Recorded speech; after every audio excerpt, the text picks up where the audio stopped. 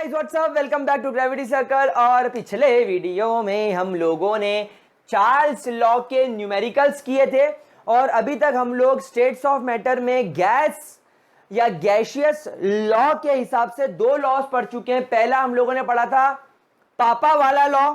पापा वाला लॉ, पापा मतलब बाप, बाप बोले तो बॉयल्स, तो बॉयल्स पापा वाला यानी प्रेशर वॉल्यूम, तो बॉयल्स लॉ यानी कि प्रेशर वॉल्यूम पढ़ा था। फिर अगला लॉ हमने चाचा की टीवी पढ़ी थी। चाचा की टीवी, चाचा बोले तो चार्ल्स, टीवी बोले तो टेम्परेचर वॉल्यूम। और आज मैं आप लोगों को तीसरा लॉ पढ़ाने वाला हूं जिसका नाम है गया प्यार तेरा। क्या पढ़ाने वाला हूं? गया, गया प्यार, तुम्हारा प्यार तेरा, गया प्यार तेरा। कैसे? तो हमारे थर्ड लॉ का नाम है आप सभी का फेवरेट गे लुसेक लॉ। पता नहीं क्यों जितनी भी बैचेस में मैंने इस लॉ को पढ़ाया बच्चे शर्मा शर्मा के हंसते थे, है कि मतलब जैसे ये नाम आता है पता नहीं क्यों हंसी आती है। अबे तुम सब लोग वही हो। मजाक कर रहा हूं, दिल पे मत लेना। तो इसका नाम है Gay Lussac law and Gay Lussac law is basically pressure temperature law. Gay Lussac law is basically pressure temperature law. इसलिए जी से मैंने बनाया गया और गे में बस ए जोड़ दो तो गया हो जाएगा। तो जी मतलब गया, पी मतलब प्यार, टी मतलब तेरा। ऐसी चीजें बहुत पसंद आती है बच्चों को, है ना। वो अपना पहले जो टिकटॉक चलता था उस पर ऐसे वो ऐसे रोने वाले लोग बड़े पसंद आते थे। ए तू मेरे को मत कर, ए तू मेरी औकात के बाहर है, और ये सब बात ये इसी चक्कर में होते थे। तो बड़ा मजा आता था लोगों को देखने में। बैन हो गया, क्या कर लिया? बैन हो गया, पहली फुर्सत में बाहर कर दिया। तो Gay Lussac law that is pressure temperature law, PT law, Gay Lussac law. ठीक है गाइस, तो इसको याद करने की ट्रिक हमने बनाई थी, गया प्यार तेरा। इसका नाम है गे लुसेक लॉ। ठीक है गाइस, कोई दिक्कत इसके अंदर ना हो। गे लुसेक ने क्या ऑब्जर्व किया? गे लुसेक ने क्या करा, एक चेंबर लिया और इस चेंबर के अंदर पास में इस तरीके का बैरोमीटर अटैच कर दिया। एक इस तरीके का उन्होंने क्या करा, बैरोमीटर अटैच कर दिया। आपको डायग्राम क्लियरली दिख रहा है। अब इन्होंने क्या करा, इस चेंबर के अंदर गैस भर दी। और जब इन्होंने इसके अंदर गैस भरी तो इन्होंने एक बात यहां पर इंपॉर्टेंट रखी कि इन्होंने गैस का जो वॉल्यूम था एंड गैस के जो गैस का मास था या गैस के जो मोल्स थे वो इन्होंने यहां पर क्या रख दिए, कांस्टेंट रख दिए। क्या है बात समझ में आ रही है? अच्छा, वॉल्यूम कांस्टेंट, भाई गैस का कोई वॉल्यूम नहीं होता। गैस को जिस चेंबर में रखोगे उस चेंबर का वॉल्यूम, गैस का वॉल्यूम। तो यहां पर आप इस चेंबर के अंदर देखो, चेंबर का वॉल्यूम अपन ने फिक्स कर दिया। मतलब चेंबर का वॉल्यूम फिक्स तो गैस का वॉल्यूम फिक्स, और इसके अंदर एक फिक्स मोल्स ऑफ गैस डाल दी। यानी कि हो सकता है इसके अंदर अगर ऑक्सीजन डाली हो तो 32 ग्राम ऑक्सीजन डाल दी हो, 64 ग्राम ऑक्सीजन डाल दी हो, 1 मोल, 2 मोल, 3 मोल ऐसे करके गैस डाल दी। और यहां पर इस बैरोमीटर के अंदर ये जो बैरोमीटर अटैच्ड है इसका काम क्या होता है, प्रेशर नापना। इसका काम क्या होता है, प्रेशर नापना। और यहां पर लिक्विड मर्क्यूरी भरा हुआ है। यहां पर क्या है, यहां पर इस एरिया में दिस इज लिक्विड मर्क्यूरी। ठीक है, तो अभी क्या हुआ, जब टेम्परेचर T1 था, एट टेम्परेचर T1 हम कहते हैं हमारी मर्क्यूरी का लेवल यहां पर था। एट टेम्परेचर T1 मर्क्यूरी का लेवल यहां था। मतलब मैं कह रहा हूं हमारी मर्क्यूरी ने हमको प्रेशर बता दिया P1। याद करो, मैं आपको ऑलरेडी बता चुका हूं कि प्रेशर की एक यूनिट मिलीमीटर्स ऑफ मरकरी होती है। मतलब इस बैरोमीटर के ट्यूब में मरकरी कितने मिलीमीटर्स ऊपर उठ रहा है वो आपको मिलीमीटर्स ऑफ मरकरी बताता है। और हम लोग सब जानते हैं कि अगर आपका प्रेशर, एटमॉस्फेरिक प्रेशर 1 atm है जो हमारा स्टैंडर्ड होता है, उसका मतलब 760 mmHg होता है। तो इनको इंटर कन्वर्ट करना हमारे लिए बहुत आसान हो जाता है। हम लोग ये भी जानते हैं that 1 atm is equal to 1.0123 around या 132 अप्रोक्सीमेटली ले लो बार। और हम लोग ये भी जानते हैं that 1 atm is equal to 1.01325 into 10 to the power 5 pascals. तो ये सारी यूनिट्स हम लोगों ने पढ़ी थी। तो ये बैरोमीटर में मिलीमीटर्स ऑफ मरकरी चलता है। अब गे लूसेक ने क्या करा, गे लूसेक ने इसको हीट करना स्टार्ट करा। जैसे गे लूसेक ने इसको हीट करना स्टार्ट करा, चेंबर गर्म होने लगा। अब आप लोग सब जानते हो, जब गैसेस का टेम्परेचर बढ़ता है, जब गैसेस का टेम्परेचर इंक्रीज होता है, तो गैस के पार्टिकल्स हाई स्पीड में मूव करना शुरू करते हैं। गैस के पार्टिकल फुल स्पीड में मूव करना स्टार्ट होते हैं। अब आप लोग सब जानते हो कि अगर गैस का पार्टिकल आकर धीरे से टकरा रहा है तो कम प्रेशर क्रिएट होगा। देखो अभी गैस का पार्टिकल आया आया आया टकराया, आया आया आया टकराया, आया आया आया टकराया, लेकिन अब टेम्परेचर बढ़ गया तो स्पीड बढ़ गई। अब देखो अब स्पीड में बम, ये अब जोर से टकरा रहा है, क्यों? स्पीड बढ़ गई है। तो जब इस टेम्परेचर बढ़ेगा तो काइनेटिक एनर्जी बढ़ेगी, काइनेटिक एनर्जी बढ़ेगी तो गैसेस के द्वारा लगाया जाने वाला प्रेशर भी बढ़ता हुआ दिखाई दिया। तो जो नया प्रेशर था, उनको कैसे मालूम पड़ा कि प्रेशर बढ़ गया? उन्होंने देखा कि जो मरकरी थी उस मरकरी का लेवल राइज हो गया।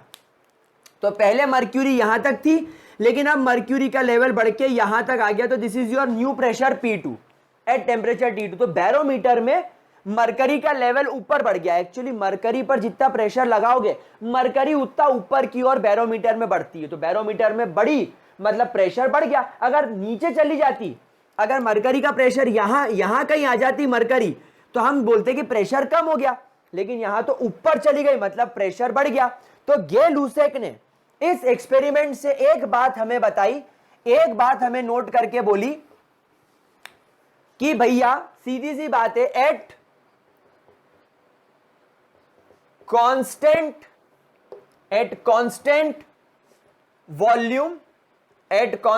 Volume and moles, or we can say mass of a gas at constant volume or mass of a gas, pressure is directly proportional to temperature। यानी प्रेशर टेम्परेचर के directly, I repeat, क्या हो जाएगा? Directly proportional हो जाएगा। Is that clear to you? क्या कोई परेशानी? तो अब आप इस इक्वेशन को कैसे लिखेंगे? P is directly proportional to T eight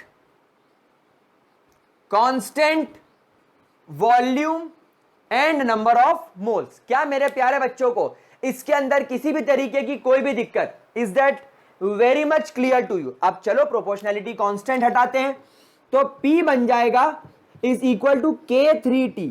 अब बेटा यहां पर मैंने K3 क्यों लिया?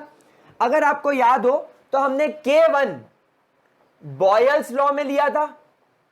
K1 हम लोगों ने बॉयल्स लॉ के अंदर लिया था, क्योंकि K1 जो था वहां पर temperature and number of moles per depend कर रहा था। फिर हम लोगों ने चार्ल्स लॉ के अंदर K2 लिया था, क्योंकि वहां पर यह pressure and number of moles per depend कर रहा है। और अब गे लूसेक के अंदर देखो कितने खुश हुए, सर ने गे लिखा, अबे ग्रो अप यार। अब अगर अपन बात करें K3 की, तो K3 में ये volume and number of moles के ऊपर डिपेंड कर रहा है। तो देखो तीनों K1 K2 K3 तीनों कांस्टेंट अलग हैं। अगर मैं चाहता तो तीनों लॉ के अंदर K लिख देता, लेकिन आप लोग कंफ्यूज हो जाते आगे चल के, इसीलिए मैंने यहां पर K1 K2 K3 स्पेसिफाई किया। तो हियर K3 क्या है? K3 is a constant which depends upon volume and number of moles।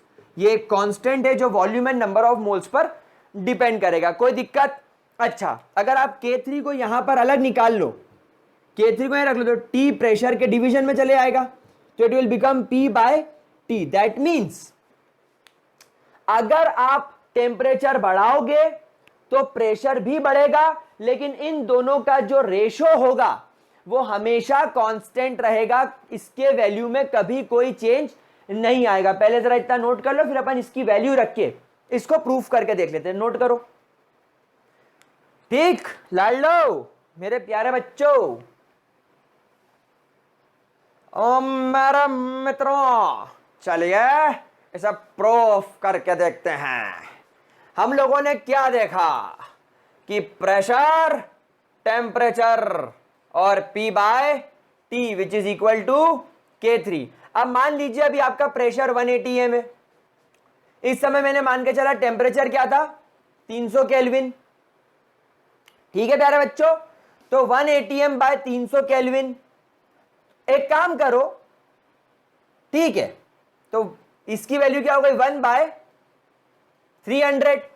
अब आपने प्रेशर बढ़ा के कर दिया 2 atm, टेम्परेचर बढ़ के हो जाएगा 600 केल्विन, तो 2 बाय 600 क्या हो गया 1 बाय 300। तो देखो फिर आपके K3 के बराबर हो गया, ये भी 1 बाय 300, ये भी 1 बाय 300। अब आपने प्रेशर बढ़ा के कर दिया 3 atm, तो ये प्रेशर कब 3 atm होगा जब गैस का टेम्परेचर 900 केल्विन होगा, तो 3/900 दैट इज अगेन 1 बाय 300, तो ये भी K3 के बराबर हो गया। मतलब कि वही जो अपन पिछले दो लॉस में ये फंडा पढ़ते आए हैं कि प्रेशर बढ़ेगा कब, जब टेम्परेचर बढ़ेगा, तो जितना प्रेशर बढ़ रहा है उसी के प्रपोर्शन में टेम्परेचर बढ़ेगा, मतलब जितना प्रेशर बढ़ाओगे उतना टेम्परेचर बढ़ेगा, ताकि इनका जो कांस्टेंट है यानी P बाय T का जो डिवीजन से P बाय T को डिवाइड करके जो वैल्यू मिलेगी वो हर बार सेम मिलेगी, हर बार कांस्टेंट मिलेगी। इसलिए तो इसको अपन ने क्या बोला, what is K3, K3 is a constant, K3 एक कांस्टेंट है, ये हमको ग्राफ बनाने में बहुत मदद करता है, ठीक है। तो ये हाइपोथेटिकल वैल्यू से समझाना ज्यादा पसंद है मुझे, क्योंकि बुक के अंदर क्या होता है जो टेबल वगैरह दी होती है वो एक्सपेरिमेंटल होती है, और उन टेबल्स में से कभी क्वेश्चन नहीं आता, कभी वैल्यूज नहीं आती, आपको उन वैल्यूज के बेसिस पर ग्राफ बनाने को आ सकता है या लॉ एक्सप्लेन करने को आ सकता है। तो वो हम इजी और हाइपोथेटिकल वैल्यू से क्यों ना सीखें भाई। आपको अगर K3 की वैल्यू तीनों केसेस में सेम मिल रही है तो आप ग्राफ ऐसा कांस्टेंट ही बनाओगे। अब आप बुक के अंदर 0.083 0.083 0.083 कॉम्प्लिकेटेड वैल्यू क्यों याद करना, लेकिन एनसीईआरटी की टेबल अगर है तो एक बार उसको गो थ्रू जरूर करना कि वो कौन सी गैस के लिए कितने टेम्परेचर, कितने प्रेशर, कितने वॉल्यूम पर वैल्यू दे रहा है। तो उससे क्या होगा, एक बार आपको पता होगा कि हाँ NCERT deals about carbon dioxide या ऑक्सीजन, तो एक बार पढ़ना जरूर, लेकिन कॉन्सेप्ट समझने के लिए अपन हमेशा इजी रास्ता चूज करेंगे। चलो आगे बढ़ते हैं। कितनी सीरियस बात करी ना मैंने, कितना सीरियसली समझाया। हाँ सर, अभी तक तो आप छिछोरे थे, आप अचानक से साइलेंसर कैसे बन गए। तो मैं छिछोरा ही हूं, साइलेंसर नहीं बनना अपने को क्या बनना है, रेंचो। चलो आगे बढ़ते हैं, आगे बढ़ते हैं। अब हम लोग सब जानते हैं कि जब टेम्परेचर T1 था तो हमारी गैस का प्रेशर P1 था, तो फॉर्मूले में वैल्यू पुटअप करेंगे तो P1 is equal to K3 T1, इसको अपन रीअरेंज कर लेते हैं तो K3 will become equal to P1 T1। अब आपने टेम्परेचर इंक्रीज कर दिया, now the temperature becomes P2, so pressure becomes P2, तो फॉर्मूला क्या हो जाएगा P2 is equal to K3 T2। So now K3 is equal to P2 upon T2, this is your equation number 1, this is your equation number 2। क्या करें, equation 1 को equation 2 में रख देते हैं क्योंकि दोनों में K3 सेम है। तो K3 किसके बराबर है, P1 T1 के, तो ये हो जाएगा P1 upon T1 is equal to P2 upon T2, and this is your again a formula for Gay Lussac law, जिस पर आपको बहुत सारे न्यूमेरिकल करने पड़ सकते। तो एक फॉर्मूला ये, एक फॉर्मूला ये, और ये वाला फॉर्मूला आपके ग्राफिकल रिप्रेजेंटेशन के लिए। बहुत इजी, बहुत इजी, कुछ भी नहीं है इसके अंदर, कुछ भी नहीं है आगे तुम्हारे। चलो इसका स्क्रीनशॉट लो, फिर ग्राफ बनाएंगे, ग्राफ बनाएंगे। चलो नोट करो, 1 2 3 करें आप। चलिए शानदार। अब अगर आपको याद हो तो बॉयल्स लॉ में टेम्परेचर कांस्टेंट था, इसलिए उसके ग्राफ को आइसोथर्म बोला गया। चार्ल्स लॉ में प्रेशर कांस्टेंट था, इसलिए उसको आइसोबार बोला गया। अब क्योंकि यहां पर वॉल्यूम कांस्टेंट है, सो graph obtained by keeping volume constant, by keeping volume constant is called as isochore, क्या बोलते हैं इसको, आइसोकोर, यानी ऐसे ग्राफ जिसमें वॉल्यूम कांस्टेंट हो उसे बोला जाता है आइसोकोर्स। क्या ये चीज क्लियर हो गई? क्या इसके अंदर किसी भी तरीके की कोई भी प्रॉब्लम ना हो? अपन एक ग्राफ बनाकर देखते हैं जो हमें गे लुसेक ने हमारी बुक के अंदर दिया है। ये ग्राफ होगा pressure versus temperature. Now guys इस पॉइंट को देखो, ये पॉइंट ऐसा है जहां पर प्रेशर जीरो हो गया और टेम्परेचर भी जीरो हो गया, क्योंकि हम लोग सब जानते हैं, मैंने पिछले चार्ल्स लॉ के न्यूमेरिकल में आप लोगों के साथ में बात डील करी थी कि चार्ल्स लॉ हो, बॉयल्स लॉ हो या गे लुसेक लॉ हो, ये एब्सोल्यूट टेम्परेचर की बात करते हैं और एब्सोल्यूट टेम्परेचर हमेशा केल्विन्स स्केल में वर्क करता है। और इसी वजह से आप लोगों को डिग्री सेल्सियस में कभी कोई ग्राफ या न्यूमेरिकल सॉल्व नहीं करना है, आपको केल्विन्स रखना है। अब अगर टेम्परेचर जीरो हो गया मतलब zero kelvin, this is absolute zero, ये एक हाइपोथेटिकल इमेजिनरी वैल्यू है, इसलिए आप लोगों का ग्राफ आप शुरू करेंगे 100 Kelvin's, 200 Kelvin's, 300 Kelvin's, 400 Kelvin's, 500 Kelvin's, समझ रहे? ठीक है। अब अगर अपन इस एक्सिस पर बात करें प्रेशर की, तो प्रेशर हमें बार में लेना होगा क्योंकि एनसीईआरटी ने लिया है। अब आप जरा इस पॉइंट पर फोकस करना प्यारे बच्चों, ये पॉइंट ऐसा है जहां पर टेम्परेचर भी जीरो है और प्रेशर भी जीरो है। यहां से अपन स्टार्ट करेंगे 1 बार, 2 बार, हुक्का बार, तेरा प्यार प्यार प्यार, हुक्का बार ठीक है, तो ये आपका प्रेशर एक्सिस हो गया। नाउ गाइस, आप लोगों ने पिछले वीडियो में चार्ल्स लॉ में मतलब एक टर्म पढ़ी होगी एब्सोल्यूट जीरो। एब्सोल्यूट जीरो एक ऐसा पॉइंट होता है जहां पर केल्विन्स में टेम्परेचर जीरो हो जाता है। अब अगर केल्विन्स में टेम्परेचर जीरो हो गया तो वो पॉइंट पर गैस का वॉल्यूम जीरो हो जाता है, और हम लोग सब जानते हैं कि ये चीज प्रैक्टिकली पॉसिबल नहीं है। इसीलिए जब गे लुसेक ने ये कर्व बनाया तो कर्व में लाइंस उन्होंने कुछ इस तरीके से बनाई, V1 ये वॉल्यूम 1 के लिए, V2 ये वॉल्यूम 2 के लिए, V3 ये वॉल्यूम V3 के लिए, V4 ये वॉल्यूम V4 के लिए। अब ये sir V1 V2 V3 V4 क्या है? क्योंकि हम लोग जानते हैं उन्होंने वॉल्यूम रिएक्शन करने के, प्रोसेस करने के पहले ही कांस्टेंट कर लिया था, इसीलिए यहां पर V4 सबसे ज्यादा रखा, फिर अगले एक्सपेरिमेंट में V3, फिर V2, फिर V1। इसका मतलब क्या है सर? उन्होंने जो चेंबर लिया था, उन्होंने पहला चेंबर लिया होगा V4 वॉल्यूम का, जैसे मान लो ये V4 100 लीटर का है, तो उन्होंने जो पहला चेंबर लिया था वो 100 लीटर का लिया होगा। मतलब यहां पर गैस कितनी है? 100 लीटर। टेम्परेचर बढ़ाओ, प्रेशर बढ़ाओ, गैस के वॉल्यूम पर कोई असर नहीं पड़ेगा, तो दैट इज V4। बात समझ रहे हैं मेरे प्यारे बच्चों? अच्छा, मैंने लाइन उल्टी बना दी,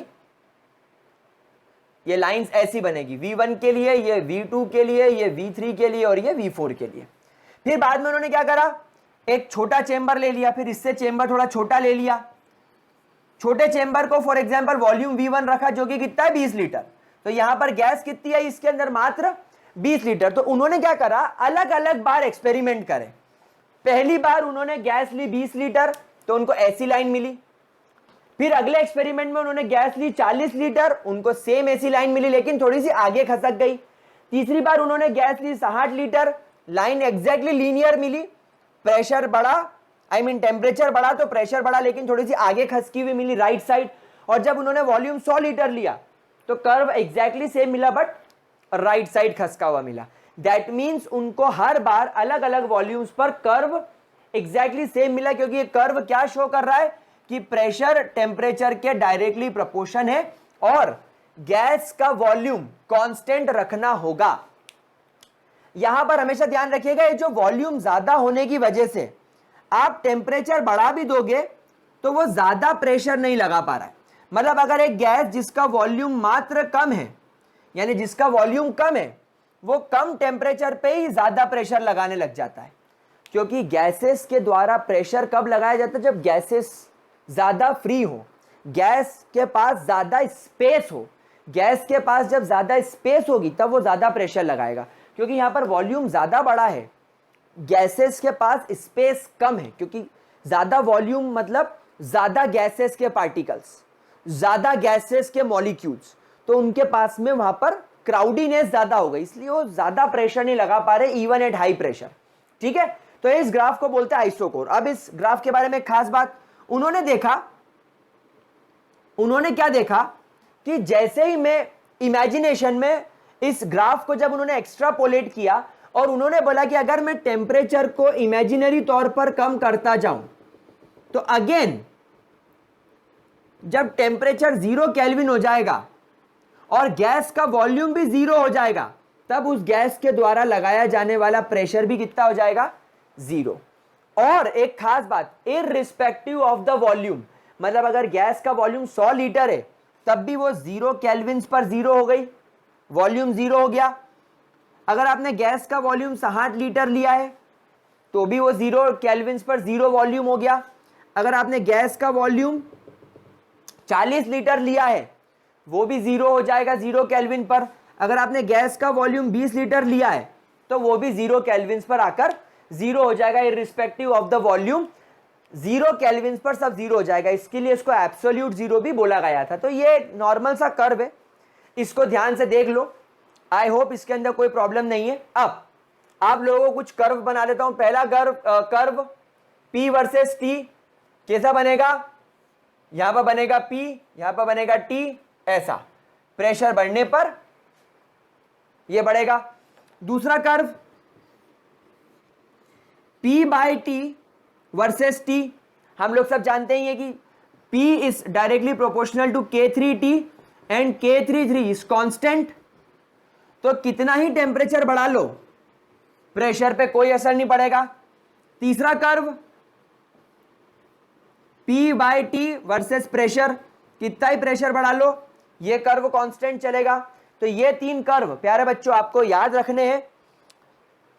जल्दी से इसका स्क्रीनशॉट ले लो, प्लीज टेक द स्क्रीनशॉट, ताकि मैं एक कर्व और आपको सिखा सकूं। ठीक है, क्या मैं इसको रब करूं? चलिए बहुत बढ़िया। इन ग्राफ को हल्के में मत लेना, एग्जाम्स में पूछे जाते हैं। अच्छा, तो एक काम करते हैं, ये 2 कर्व यहां बना दिए, ये तीसरा कर्व अच्छे से इज्जत से यहां बना देता हूं मैं, PT वर्सेस P कर्व। यानी अगर आपने प्रेशर बढ़ाया तो प्रेशर बढ़ाने पर भी इस कर्व पे कोई असर नहीं होगा, क्योंकि P बाई T हमेशा कांस्टेंट होता है। चौथा कर्व आपको आ सकता है प्रेशर वर्सेस 1/T कर्व। अब यहां पर इस चीज को अपन एक बार मैथमेटिकली देख लेते हैं। प्रेशर टेम्परेचर 1/T, अगर मान लीजिए प्रेशर 1 atm है और टेम्परेचर 100 केल्विन है तो वैल्यू क्या हो जाएगी, 1/100। या चलो इसको अपन 100, हाँ चलो ठीक है, 0.01। अब आपने यहां पर शो कर दिया 2 atm, तो टेम्परेचर भी हो जाएगा 2 atm, तो 1/200, तो वैल्यू क्या हो जाएगी 0.005, है ना। देन मतलब कम हो गई। फिर जब आपने इसको कर लिया 5 atm तो ये हो जाएगा 500, तो ये हो जाएगा 1/500 यानी 0.002। तो आप देख रहे हो कि जैसे जैसे आप प्रेशर बढ़ा रहे हो टेम्परेचर बढ़ रहा है, 1/T का वैल्यू घटता जा रहा है, 1/T का वैल्यू स्मॉल होता जा रहा है। तो यहां पर आपको जो कर्व मिलेगा that is 1/T versus pressure. जैसे जैसे प्रेशर बढ़ाओगे 1/T का वैल्यू डिक्रीज होता जाएगा, एक नेगेटिव स्लोप आपको मिलेगा। तो प्यारे बच्चों ये 3 कर्व आप लोगों को बहुत जरूरी है, प्लीज इसे ध्यान से देख लीजिएगा। And guys this is Gay Lussac law for you. तो आज के वीडियो में हम लोगों ने गे-लुसेक लॉ क्या होता है, क्या क्या से उसकी इक्वेशन है, क्या उसके कर्व्स है, क्या उसके ग्राफ है, हम लोगों ने इसके 3 और 2, एक 4 और एक इसके पहले वाला 5 कर्व पढ़े, 5 ग्राफ आप लोग देखिए, फॉर्मूला लिख लीजिए। अगले वीडियो में we will talk about the numericals. I hope मजा आया होगा इस वीडियो में, इस वीडियो को समझ में आया होगा। और आप देखो कि बॉयल्स और चार्ल्स लॉ करने के बाद आपने कितना जल्दी गे-लुसेक लॉ समझ लिया। तो I hope you enjoyed the video पसंद आया तो लाइक करना, दोस्तों के साथ शेयर करो, gravity circle and Mrityunjay Pandya मेरे दोनों चैनल्स को सब्सक्राइब करो और मेरे साथ जुड़े रहो, ताकि हम ढेर सारे और प्यारे प्यारे अच्छे अच्छे लेक्चर्स बनाते रहे। That's all for this video, bye bye, have a great day. मैं हटता हूं, स्क्रीनशॉट लेके वीडियो बंद कर दीजिएगा।